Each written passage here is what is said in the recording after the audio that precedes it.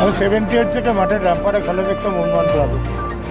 তো আমার ভাই গৌতম চৌধুরী ইভেন আজকে এমএলএ, ইভেন ও যে এমএলএ কাজটা উত্তর হাওড়ায় করছে। আমি মনে করি এই মাঠে আমি যা খবর নিয়েছি যে এই মাঠে আগে খেলাধুলো হতো না, অনেক কিছু জিনিসই হতো, সেটা গৌতম চৌধুরী আবার করে এবার আমাদের কোনো মাথা আছে। আমি একটা জিনিস বিশ্বাস করি, যারা কাজ করে তাদেরকে মানুষ ভোট করে।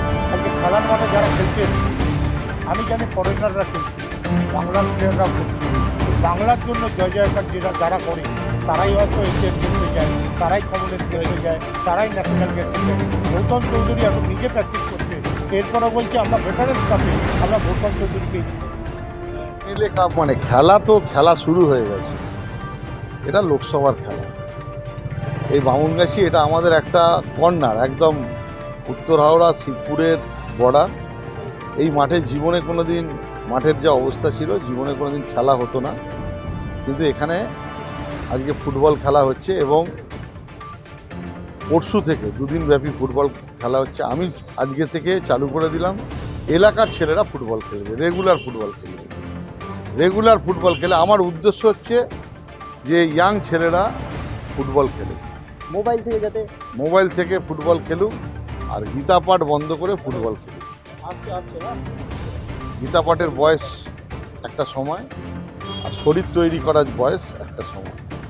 আমি মাঠ আজকে থেকে খুলে দিলাম, লাইট লাগিয়ে দিলাম, এবং ইভিনিং ওয়ার্ক, মর্নিং ওয়ার্ক পুরো বয়স্ক মানুষদের জন্য খুলে দিলাম। এই জন্যই সেনা হলো বা বাঁচা হলো কি আমাদের 7 নম্বর ওয়ার্ডে সেরকম মাঠ নেই। পোলের ওপারে দুটো মাঠ আছে, সেটাও 7 নম্বর পড়ে, কিন্তু 7 নম্বরে বেশিরভাগ অংশ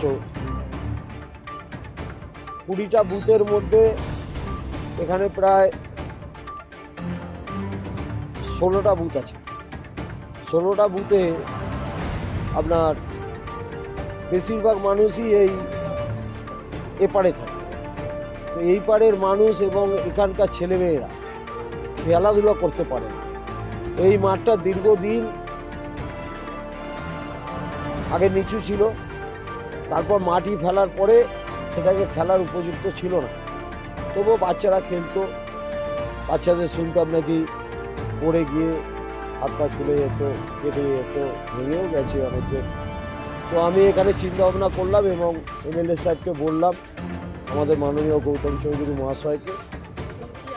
রানার্সের আছে ওই আপনার রানার্স আর উইনার্সের আপনার 1.5 লাখ টাকা ক্যাশ মানি এবং 75,000 ক্যাশ মানি, 500 টাকা।